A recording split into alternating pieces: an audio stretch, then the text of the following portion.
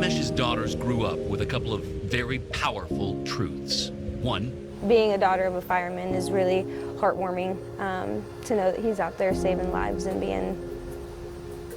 being one of the best people I knew. But the second, they told me, as we sat at their father's grave, just behind a large memorial built in the name of first responders, was one that John Mesh tried to shield them from. Do you remember having that fear factor of knowing every time Dad goes out, this could be the last time?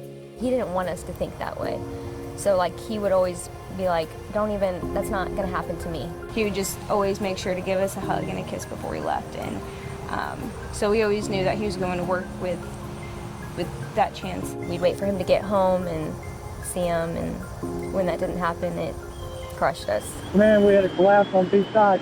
It didn't happen that night in October 2015 because, the sisters told me, their father had picked up a shift on a day he wasn't even scheduled to work. He was actually on the phone with his wife Felicia when the call came in. He's like, I gotta go, I'll talk to you soon. We never thought anything of it. We're just like, okay, we'll see you in a little bit, Dad.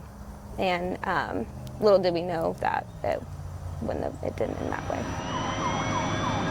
John was fighting this massive fire near the corner of Independence and Prospect when an exterior wall of the building collapsed, burying him and 3 other firefighters under brick. Adriana, 17 at the time, was working at a local restaurant.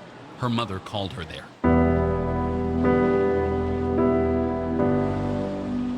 She told me something happened, something's wrong with Dad. He's getting rushed to the hospital.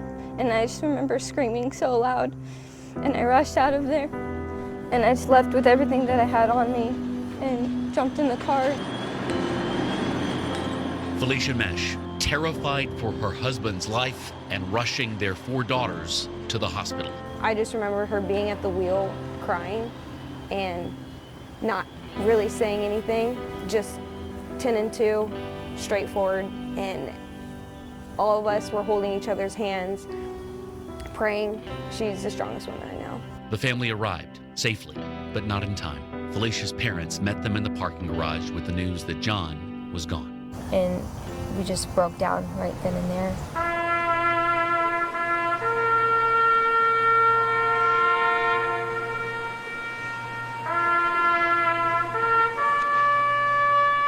The following days were a tragic blur for the Mesh family. From the public memorial, complete with the mayor and fire chief handing them a flag, to being recognized by the Kansas City Royals in the middle of their World Series run. But then, the new reality for 4 girls facing a life forever changed. You know, because in the moment, like, days pass by and you miss him and it doesn't feel real. But then as months go by, you realize that time is changing. Like, there's a lot of things that you're like, wait, where's Dad? The 10 years that I did get to spend with him, well, these past 10 years will never measure up to that. Ever.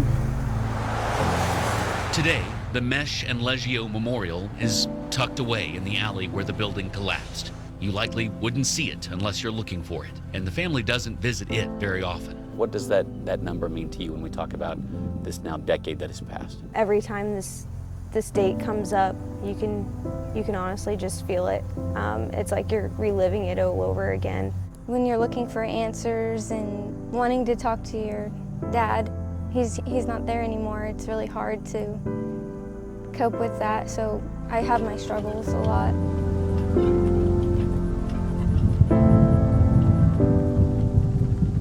But they do go to his gravesite regularly. And on this 10th anniversary, it's that first truth they grew up with, that they're the daughters of a firefighter, that rings out across their growing family every day. With everything that we do, he's always included in some way, so that brings us a lot of comfort. And I think his story inspires a lot of people too. You know, being at 10 years, you kind of look back and you think, wow, well, you know, we all graduated and, you know, she's engaged and our other sister has babies and just so much life has happened. And he has 2 grandkids now, and it's just, we know that he's proud of us. And yeah, he was long before our hero, before he was a city's, that's for sure.